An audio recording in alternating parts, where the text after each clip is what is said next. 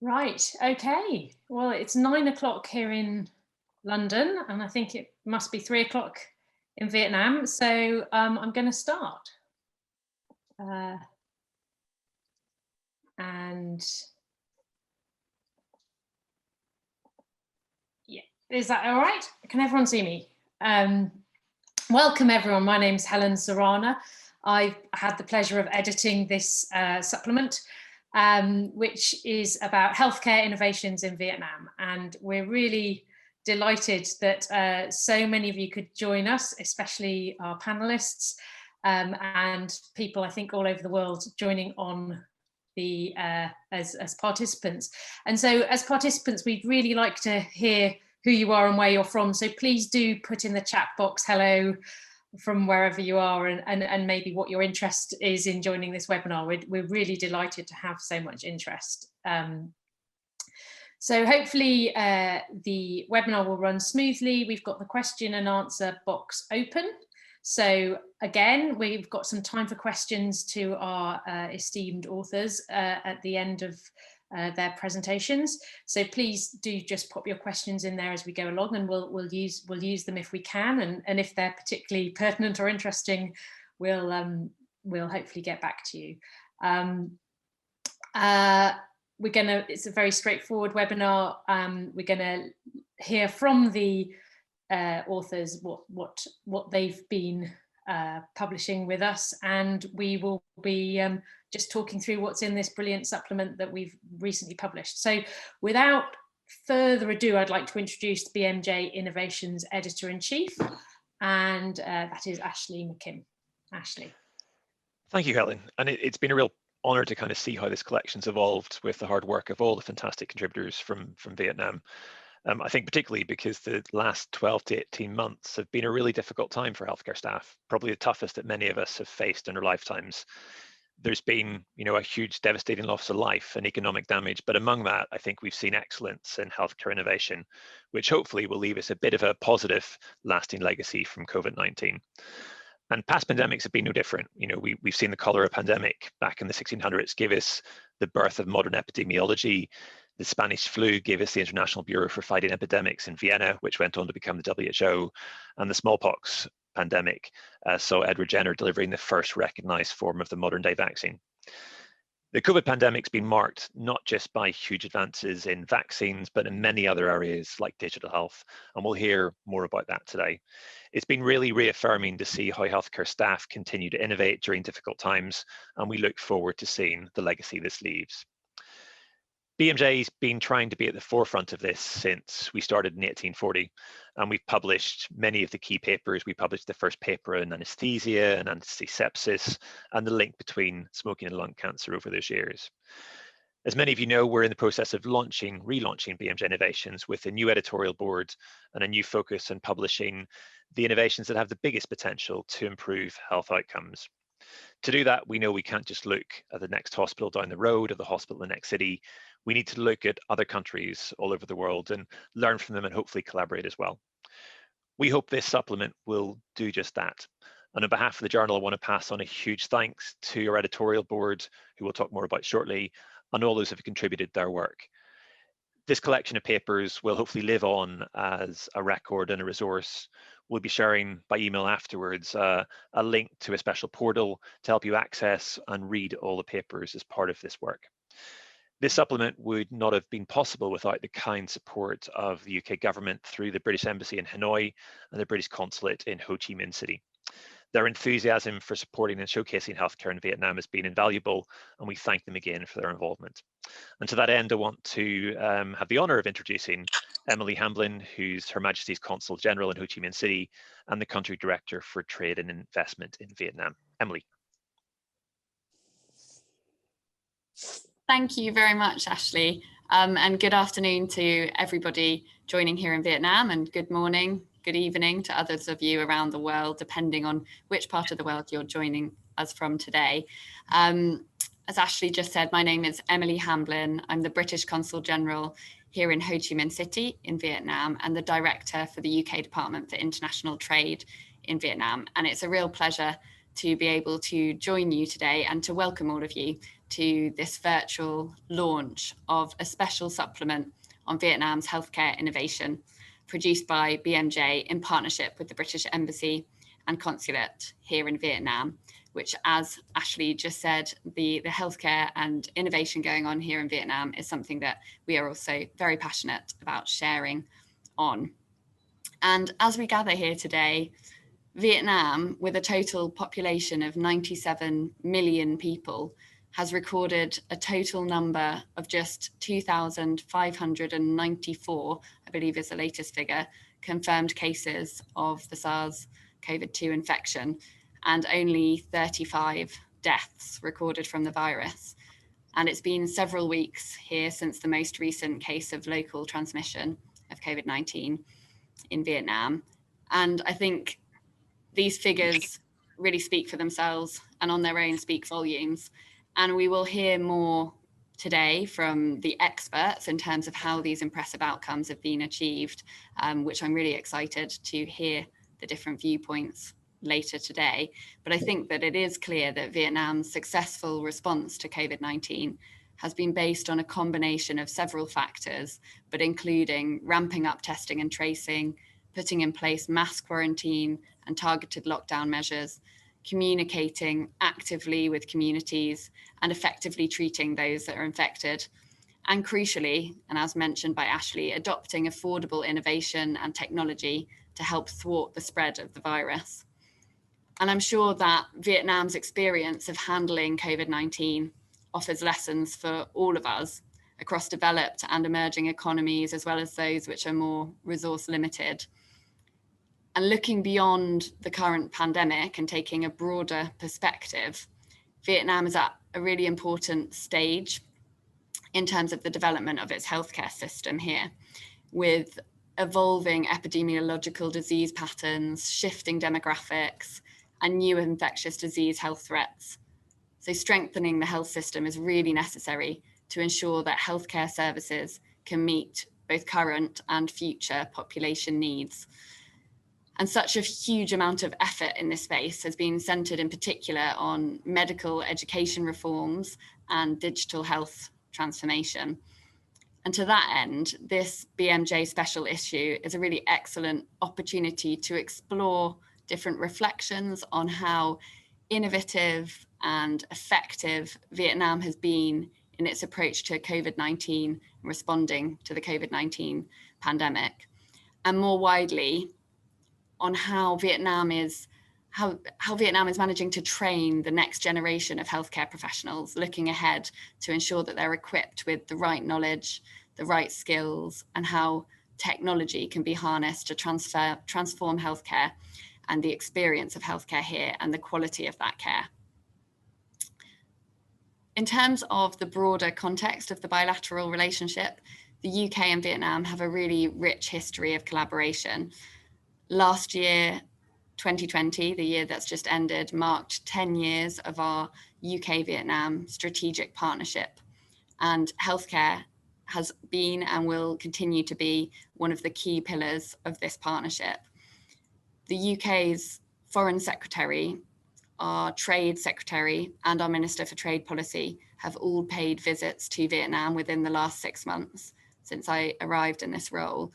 And I think that level of investment in the relationship is bringing the partnership from strength to strength and to new heights through both a refreshed strategic partnership agreement for the coming decade, as well as the establishment of a UK-Vietnam bilateral free trade agreement. So despite the unprecedented and definitely challenging situation that we all find ourselves in currently, I think within the broader bilateral relationship, cooperation between the UK and Vietnam on healthcare can and will continue to go from strength to strength, supported by science and expertise exchanges, of which this special supplement that we're launching today by BMJ is a really excellent example. So last but not least, I would just like to take the opportunity to thank BMJ Innovations, editors, authors, panelists today for putting together these excellent papers and giving us a chance to hear more about them during this webinar. So I hope you enjoy the read and the discussions, and I wish you all a really fruitful and informative discussion. Thank you very much. Great. Thank you very much, Emily. Really, really appreciate your warm greetings, and it's great to have you here to join us as well. I'm going to share my screen now. So give me 1 minute. Actually, I'm not going to share my screen quite yet. I'm going to share my screen. Yeah. And then so this screen, I hope everyone can see, is really important to us. I just want to give a big thank you to And I think, Helen, we're on your Word document rather than your slides. Ah, sorry, let me stop that. It looked great for me, it looked fabulous. But I'll just try that again. Sorry, everyone, this is entirely my fault, and no one else can be blamed. Exit full screen, that's it, right. What I'm trying to do is share a screen that shows our list of our editorial board, and while I try and do that,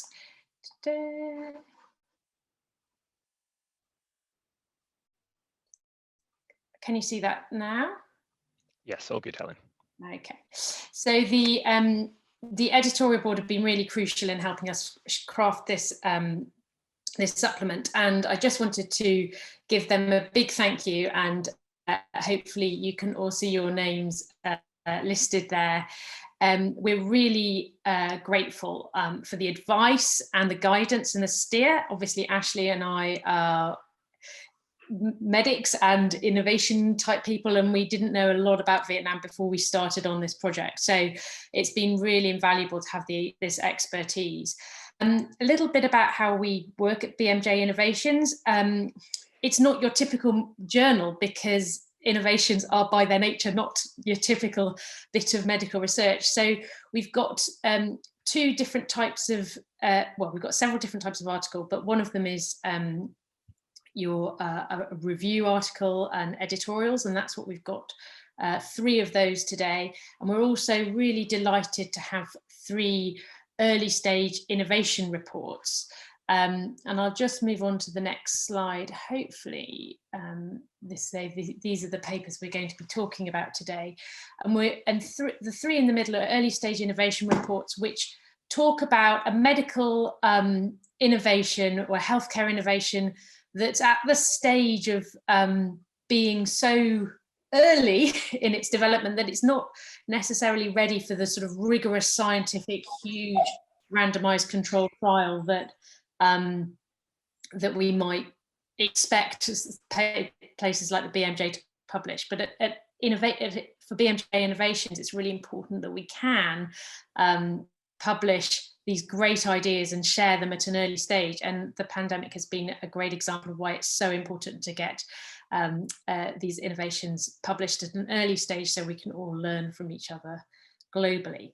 So the next stage is going to be each of the lead authors from the papers in the supplement just giving a quick 5-minute introduction to themselves and what the paper says. Hopefully it's going to entice people to give all the articles a really good read later in the day and the week. But we're going to start with Dr. Tan, and I'll stop screen sharing and hand over to you now.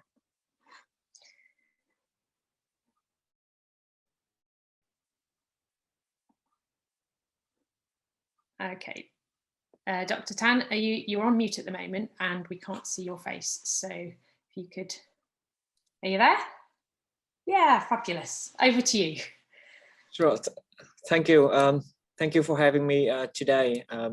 Thank you for the invitation to contribute to the supplement. It has been a privilege and an honor for us. So on behalf of all the authors, thank you very much. So for those who don't know me, I'm Leventon. I'm based at the Oxford University Clinical Research Unit in Ho Chi Minh City.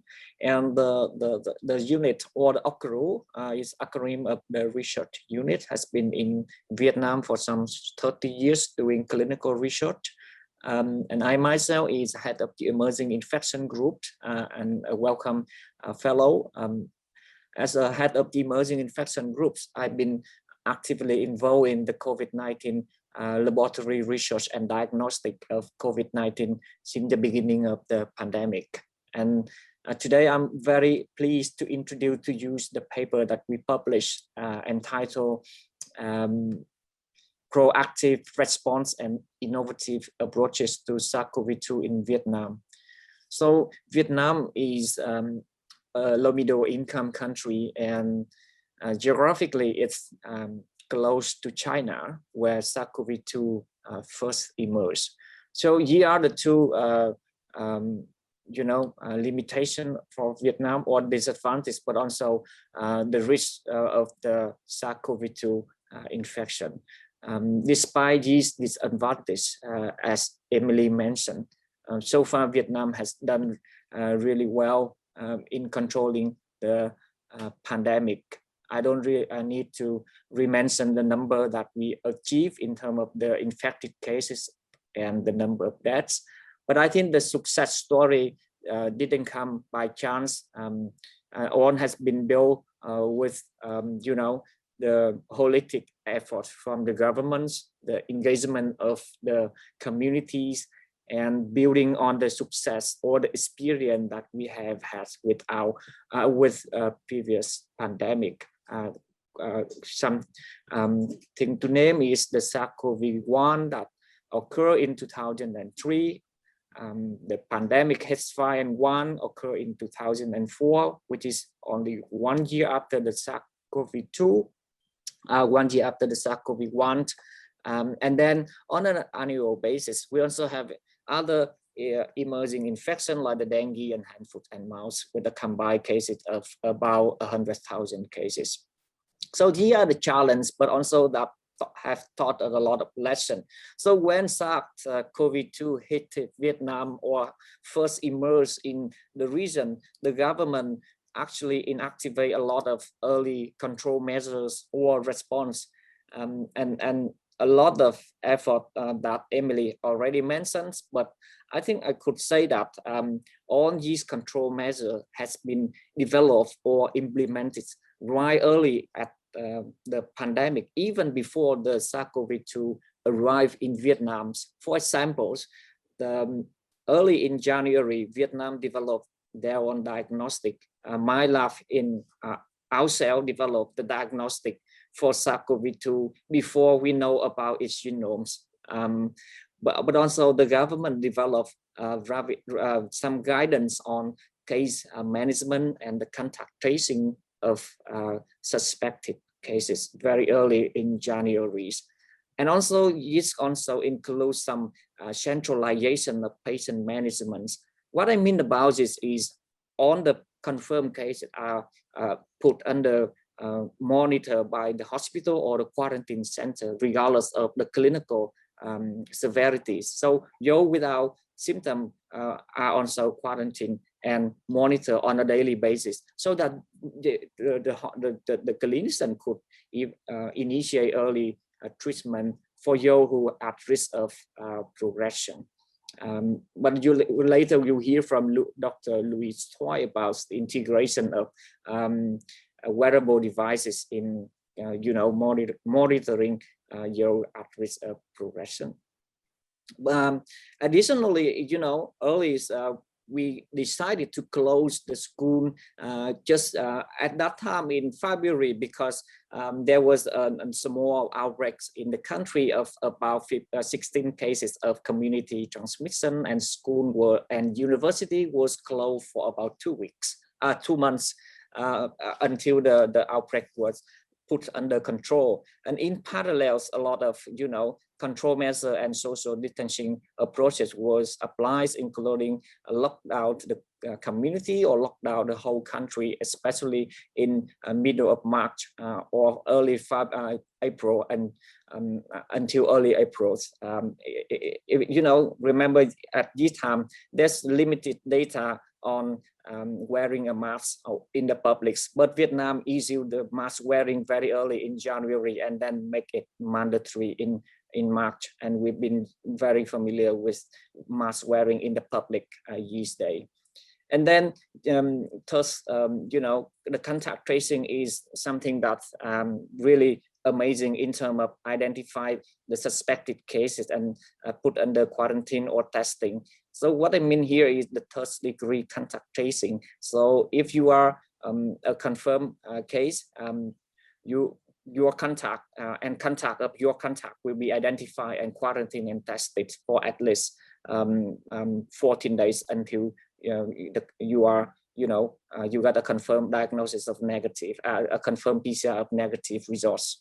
But also, innovative ways of testing. The country have developed their own tests, but also developed the capacity for the lab to do the tests.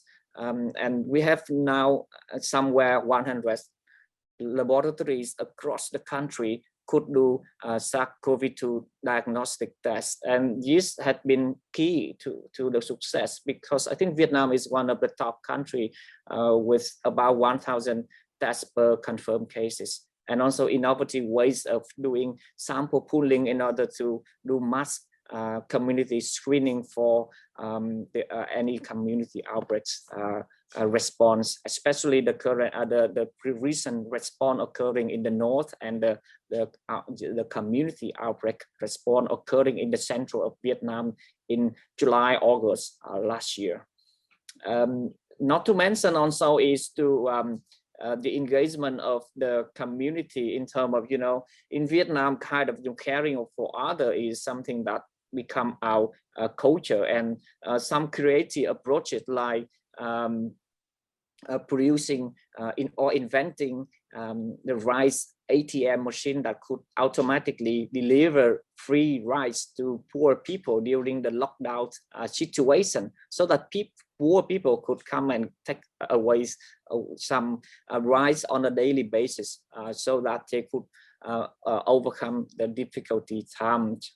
But on top of this is the government always, keep engaged and communicate very well with the community, so that the community understand about the situation and how the response or the measure that have been implemented in the countries. And the government utilize various approaches, including, SMS, website, national televisions, and also they came other kind of jealous COVID song that really a fancy song that you can listen, and to encourage the local people in terms of having a good hygiene, washing hands, and keep the distance to avoid the contact and the transmission of the virus. So I think that's kind of having an overview about the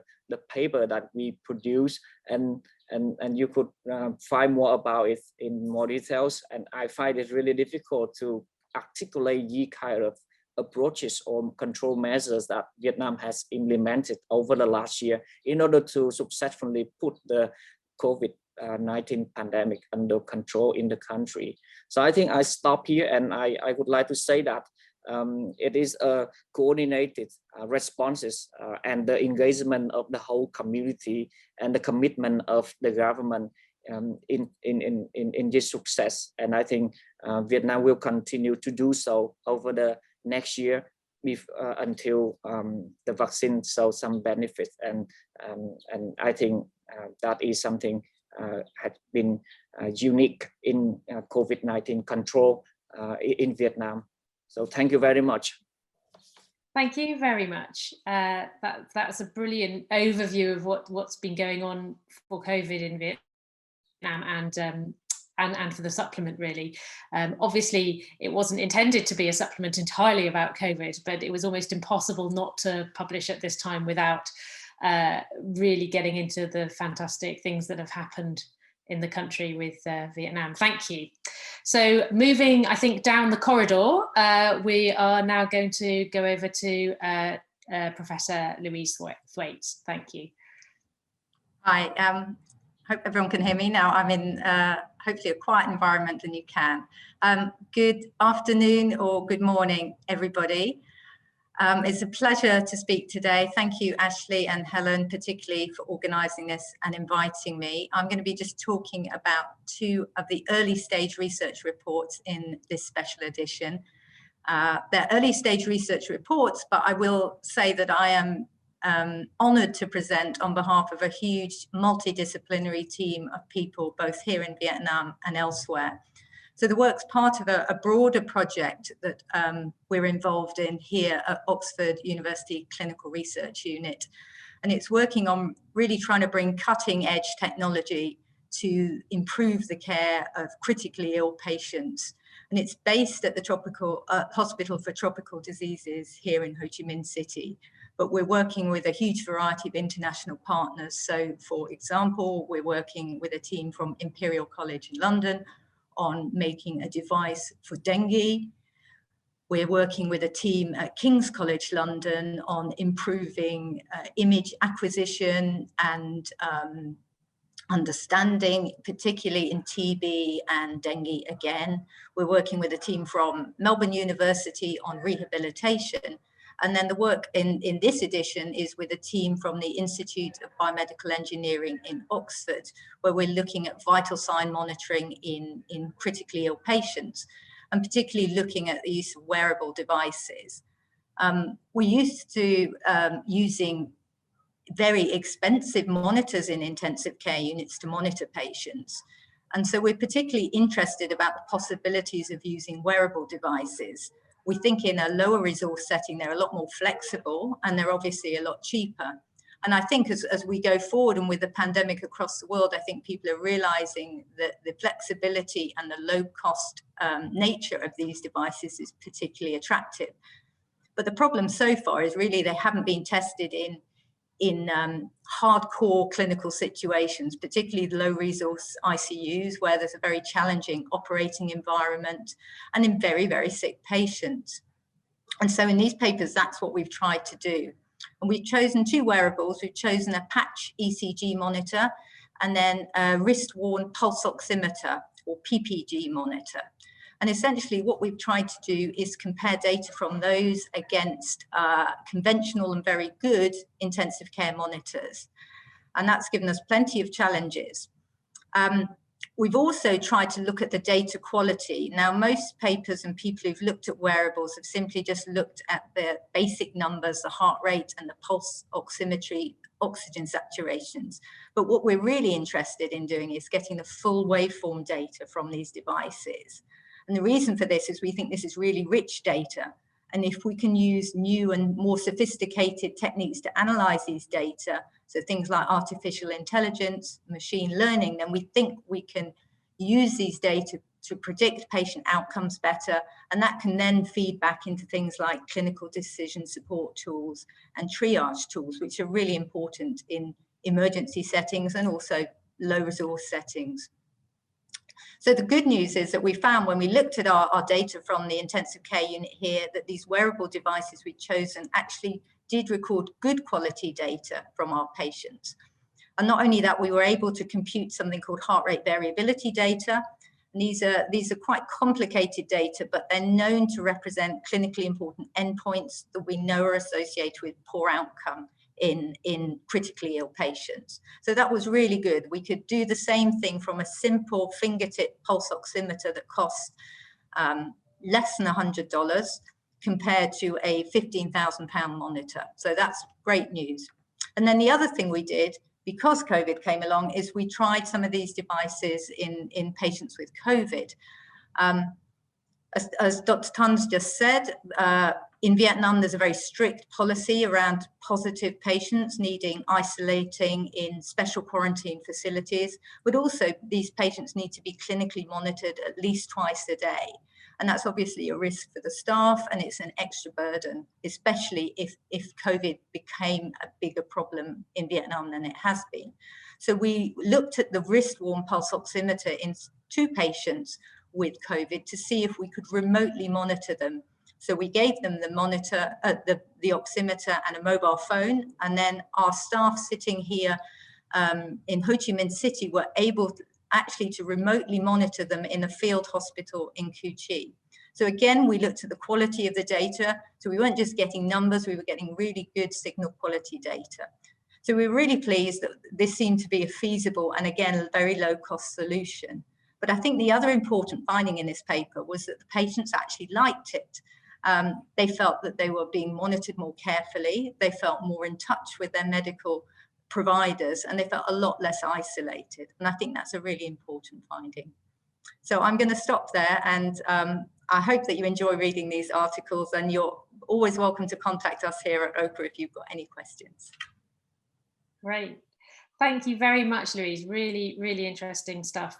So one of the other early stage innovation reports that we really did want to cover, it was around the startup culture in Vietnam. And I'm delighted that Beth Ann Lopez, who's one of the co-founders of DocuSign, is able to join us now and talk to us about her journey and the journey of DocuSign building a digital marketplace to improve healthcare and access.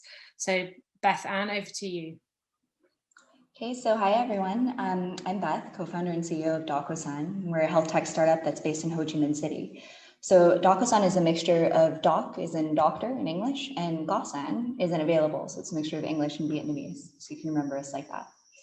And I'd really like to thank Helen and Ashley for the opportunity to share the story of our launch and growth with the BMJ. This is a real honor for us, so thank you for that. Our paper describes our experience releasing DocuSign's digital marketplace for medical services in Vietnam. So Vietnam has a thriving private healthcare sector that is one of the fastest growing in the world, but that growth means that access to healthcare has never been better. And however, fragmentation has become an underlying issue that affects both patients and doctors. There are tens of thousands of clinics that are spread across the country, but no way for patients to quickly assess the quality, price, and availability of the medical services that they need, let alone to make a booking to see the doctor that they want with no wait. And so this is why most people still rely on word of mouth recommendations to choose their healthcare provider. So there's never been more options, but even though Vietnam's emerging middle class have higher expectations for the quality of their healthcare experience and rising incomes to spend, they don't know where to trust and often end up in crowded waiting rooms of public hospitals. So meanwhile, some fantastic doctors in the private sector find their clinics empty at certain parts of the day and struggle to attract new patients. And I mean, their backgrounds are in medicine, not in marketing. So attracting patients through digital channels can be quite difficult. And so this is where DocuSign comes in. Our digital marketplace lets patients easily compare doctors based on quality, location, and price, massively expanding doctors' client bases beyond word of mouth circles. We check the clinical licenses of all doctors and clinics in our networks to ensure a baseline level of quality. Over 300 doctors across 29 specialties are represented, ranging from family practice to neurosurgery. Patients have the convenience of online bookings, and our integrated scheduling system unlocks a hidden supply of doctor availabilities. So by connecting patients to clinics online, DocuSign reduces clinics' marketing and administrative costs, and gives patients a great way to navigate the healthcare system. We've now helped tens of thousands of patients book appointments with great doctors in Ho Chi Minh City and in Hanoi. And yeah, we're just very, very happy to be here, and I'd be happy to take your questions at some point later. Thanks for this opportunity, guys. Great. Thanks very much, Beth.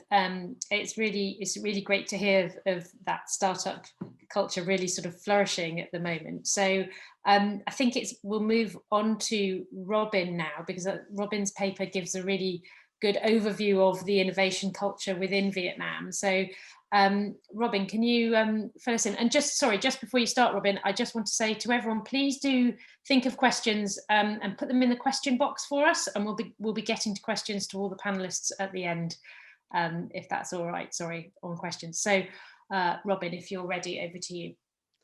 Terrific. Hi, everyone. So thanks, as my other contributors have said today as well. Thank you very much for organizing this event, Helen and Ashley. And thanks for giving us the opportunity to share our piece on Vietnam's innovation in healthcare testing in particular. I'd like to have my co-authors who are here as panelists as well to sort of wave and introduce themselves. So we have Berlin Tran, who is in our line of panelists. Berlin, if you could wave and if you can unmute and just say hello quickly. Okay, hello everyone. Can you hear me? Yeah. Okay, great. So my name is Berlin. I did my PhD at Bath University, graduated last year, and I've been working with Robinson on inclusive innovation and other and digital entrepreneurship in Vietnam. So nice to meet you. Terrific. Thank you, Berlin. Always a pleasure to see you. And also Ida Usiklaya, if you could say hello as well, or just wave, Ida.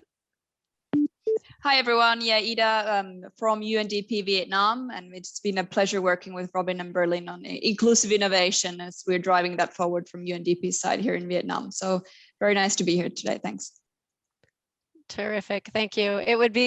I'm really happy to have my co-authors here because it would be wrong that only I am the sort of face of our paper. So to say that the thrust of our contribution is, of course, as Dr. Tan mentioned, Emily and others, Vietnam, an emerging economy with a large land border with China that effectively thwarted the spread of COVID-19 for a number of reasons, as Dr. Tan laid out and as we've spoken about elsewhere in our work. But one of them in the piece that we've contributed to BMJ Innovations being the capacity to effectively test very early on.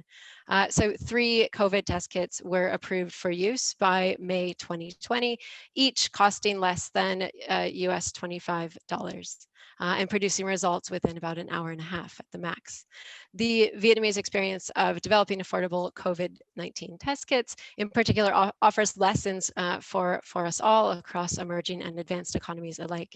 And so the base of our insights is that we were able, and we're very thankful to the teams behind the test kit development. We were able to interview each of the teams last spring in the throes of everything that was happening. They wonderfully took their time to speak with us as well. And so in the frame of never wasting a good crisis, we have drawn on those insights to distill 5 lessons for everyone to learn and take on board, and that is the thrust of our contribution to this supplement. So the first lesson being the importance of a shared purpose and the sense of a social purpose. And this is something that interviewee after interviewee said in different ways, inspiring again and again, the sense of needing to act for this sense of wanting to play their part, to act, to do what they can, and to use their unique skill set. So, and that comes from December 2019, when there was first inklings of this strange lung disease coming out of China, and hearing from our interviewees that they said, okay, we need to do something. And so starting to develop test kit capacity from that moment in December 2019. So the first is this shared sense of purpose of doing what you can to contribute. Second, the role of grassroots and small business entrepreneurs and the private sector. So businesses such as the pharmaceutical company Sunstar get involved and help to commercialize and again bring their skill set to bear, and that helped to translate the great research into usable test kits within a very expedient process.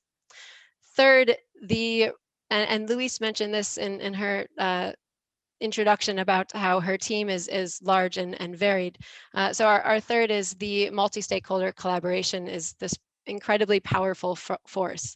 So we found that the state, universities, businesses, entrepreneurs who incorporated for the purposes of being able to play a part, and grassroots innovators all contributed in different ways. Again, everyone bringing their skill set to bear and working to benefit society. So for instance, the university, government, and private sector teams are comprised of the Institute of Military Medicine, the IMM, and the biotech company Viet A.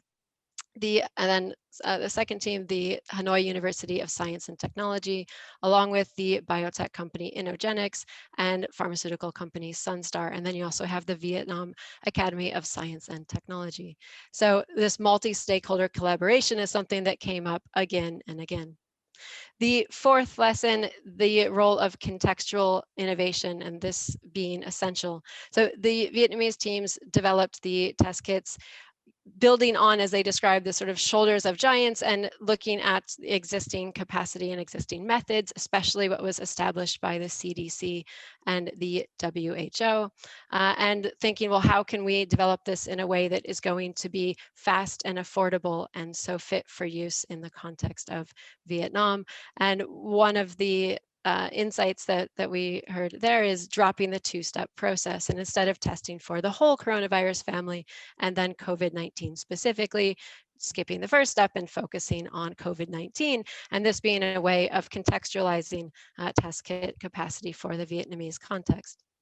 The fifth and the final of our lessons for us all to take away is that the state is a key enabler of timely innovation. So the Vietnamese state provided funding for multiple teams and this permissive environment for the approval of sort of emerging technologies coming to bear. So support was given for the VAST team, the IMM, as well as the HUST researchers. And this is a bit different than what typically happens in Vietnam, where there would be sort of a team that was to lead. In the context of COVID-19, the state was an important enabler for multiple teams and their capacity to innovate rapidly and in a way that would be commercialized quickly and effectively as well.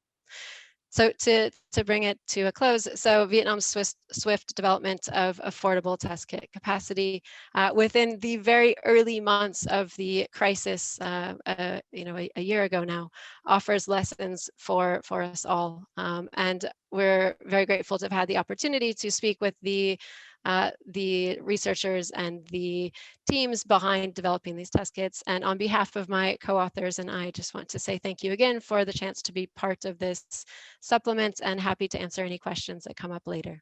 So thank you. Brilliant. Thank you so much, Robin. That's absolutely fascinating, and again, really great context for how well we're doing. So it really does feel, I'm afraid, a little bit like a whistle-stop tour of lots of big, interesting topics. But that's all we can do in an hour's webinar, and the papers are there to read away. But the final topic and paper we're going to discuss is on medical education. And this was really one of the key things that came from our editorial advisory board, was that there were some really exciting things happening in medical education in Vietnam. So I'm really delighted to welcome Dr. Todd Pollack to tell us about that paper and what they discussed there. So over to you, Todd. Thanks so much, Helen, and also thanks to the BMJ team for inviting us to be part of this supplement and presenting here at the webinar. I also want to recognize my co-authors, which come from my organization, IBN, as well as Harvard Medical School in the US, as well as faculty from medical universities in Vietnam, in Ho Chi Minh City, Hai Phong, and the Vinh Uni, which is a new private medical school that recently opened in Hanoi. So our paper is entitled Innovations in Medical Education in Vietnam, and it's a review that describes very briefly the state of physician training and how innovations in curriculum, pedagogy, and technology are helping to transform medical education at the undergraduate and graduate level in Vietnam. And it also examines some enabling factors, such as novel partnerships and new education policies, which catalyzed and helped to sustain these innovations. I want to mention here that the country is reforming a lot of parts of its system of medical education, and so of course we in this paper we just focus on some particular examples of innovations, but I do want to mention and recognize so many different people who are involved, obviously at the Ministry of Health level, and at the university level in the overall reform efforts that aren't necessarily fully represented in our paper today. All of you working in healthcare recognize, of course, that with the COVID-19 pandemic, there's been dramatic and rapid changes to the delivery of medical education. That's been necessary. But even before that, it's been well recognized that there's an urgent need to update how we train future health professionals. And a key event was in 2010 when a Lancet Commission issued sort of a call to action to create a transformation in health professional education, particularly focused on the needs of low and middle income countries such as Vietnam. And in part, the Commission recommended a move to a competency-based approach to education, where the curriculum would be designed specifically, fundamentally, with the needs of the patients and the societies in mind, making sure that graduates of the training have the skills needed to meet these needs and to meet the needs of the 21st century. So in Vietnam, undergraduate medical training is 6 years in duration, and it's typically organized with 2 years of basic science, followed by clinical theory and hospital clerkships in the remaining years. There are 29 medical faculties. Class size is quite large, at least compared to the US where I train, with an average of 300 to 600 medical students that graduate per year per school. Similar to many low middle income countries, the curriculum and the pedagogy in Vietnam are largely based on traditional approaches to teaching and learning. And what I mean by that is it's heavy on passive, large classroom lectures as opposed to active learning in the classroom, focus more on theory and knowledge rather than the practical application of knowledge in the classroom, delivered primarily in large group settings rather than through small group learning, is more teacher-centered than student-centered, is organized and delivered by discipline rather than in an integrated fashion. And the clinical training is primarily hospital-based as opposed to community or outpatient focused. So these are the challenges at the beginning of the reform that the universities here in the Ministry of Health had to overcome and think about how to make that transformation. And fortunately, a number of key developments lined up to create an enabling environment for the reform. First of all, the country's economic growth and increasing public demand for better quality healthcare led to high level support and consensus among the policymakers in Vietnam for the need for reform. And resources to undergo reform were made available through a loan from the World Bank. In addition, the growing private sector in healthcare and health education in Vietnam has, I think, led to increased competition and a higher expectation for the graduates of medical training. Another key factor was there was strong university leadership, especially in Ho Chi Minh City, who created a vision for what the curriculum reform would look like and really led the other universities who underwent reform to follow that vision. So since 2016, under the direction of the Ministry of Health and their Health Professionals Education and Training Project, 5 public medical schools in the country, including that in Ho Chi Minh City that I mentioned, and also Hue, which is in the center of Vietnam, and Tay Binh, Hai Phong, and Tay Nguyen, which are in the north of the country, have been working to reform undergraduate medical curriculum and teaching. And our group from Harvard Medical School and Hai Vien, which is our name here in Vietnam, have been working with the Ministry of Health to provide the technical support to the universities as they go through this reform through all 6 years of their curriculum. And the goals of the reform included, as I mentioned, creating a competency-based curriculum and one that is delivered in a more integrated fashion, focusing on utilizing active pedagogy, following our modern understanding of adult learning theory, and increasing community-based training, early clinical exposures, and training physicians when they graduate to be lifelong learners. So for this supplement, we joined with faculty from both the public and private universities to describe examples of innovation like that I mentioned that have been applied to medical training during the reform. And we reviewed how these innovations were enabled through partnerships with, with Harvard, but also partnerships. The VinUni has a strategic alliance with University of Pennsylvania and others, as well as policy changes that the government made that created an environment that allowed innovation to thrive and gave universities more autonomy to make the changes that they needed to drive the reform. So that's a general overview. I encourage you to read the paper to hear more about the specific examples that we outlined, and I'm happy to just talk more specifics during the Q&A. Thank you, Helen. Okay, great. Thank you so much, Todd. I was just looking to see if we've had any questions put in on the question box for anyone specific, and we haven't. So I've got a couple that I'm going to throw out there to the panel. I'll probably direct them just so that you're ready to answer. The first one that I think people would be most interested in, we do have a lot of different countries represented in our attendees, is which of the innovations that you as a panelist have been particularly looking at do you think are the most exportable, are the ones that Vietnam can act as a showcase to the rest of the world with? And maybe Todd, if I start with you, because you've just been talking, and then the others of you can think from your research which might be relevant. So Todd, what in medical education is the thing that we can be learning in other countries from Vietnam? Yeah, so I think, one of the innovations we talk about in the paper has to do about teaching in large group settings.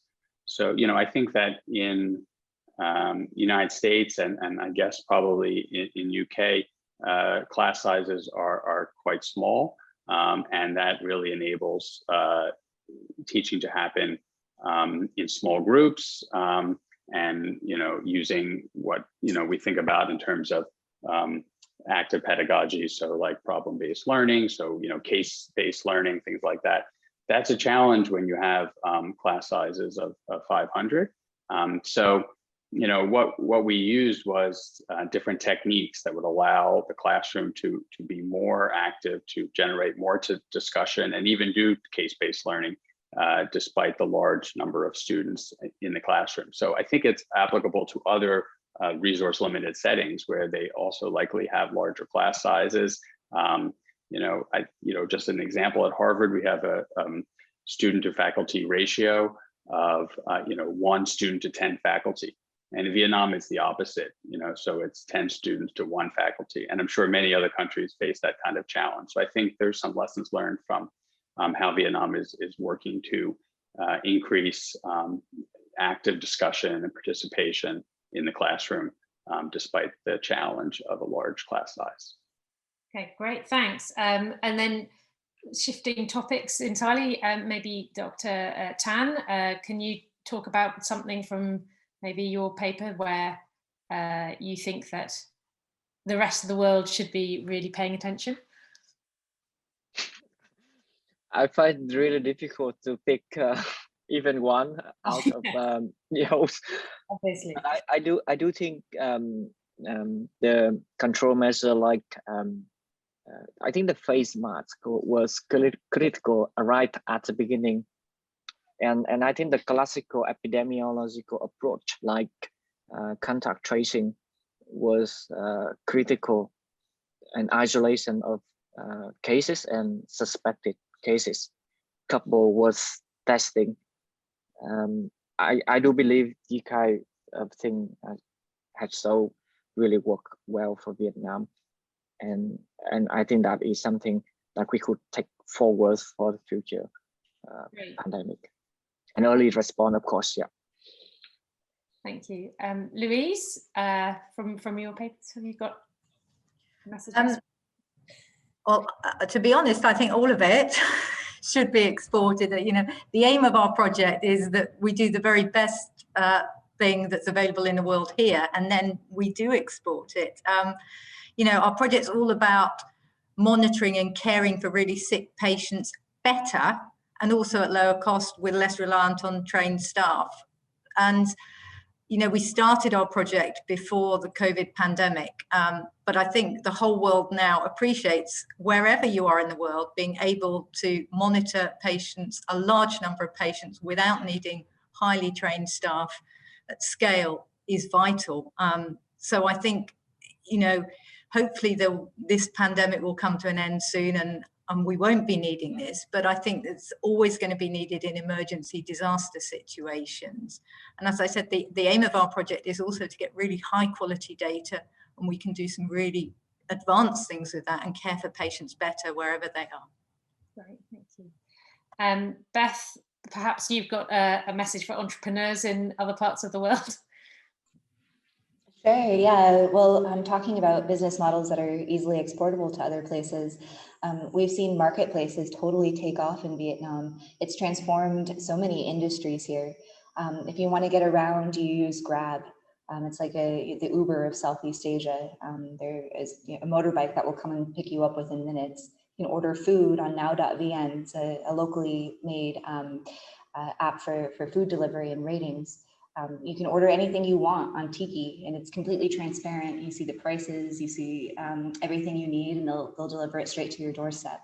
And so I think taking inspiration from other industries and the way that they've applied a certain innovation and applying it to healthcare can be something that works out well. And that's something that we've done here at DocuSign, is we've looked at the way that these marketplaces have changed society for the better, and wanted to apply it for healthcare. So I think that's something that we could easily export and try in other countries as well. Great, thank you. And Robin, I think finally for you, have you got any particular messages? So the message that I'll go with, I agree with others that there's so much to say, so much to learn from. But I think that one of the things, and Dr. Tana mentioned this as well, is taking the opportunity to crystallize the lessons. And I think that one of the reasons that there was such quick action and this sense of personal responsibility in innovating, particularly with test kit development, was learning from the prior experiences, the previous pandemics, and hitting the ground running from the beginning. And I think that where we are now, looking around the world, there's an opportunity for governments, for broader segments of society to come together and say, what is the system that we want to design in future if there is another pandemic that looks like this or other crisis? Great.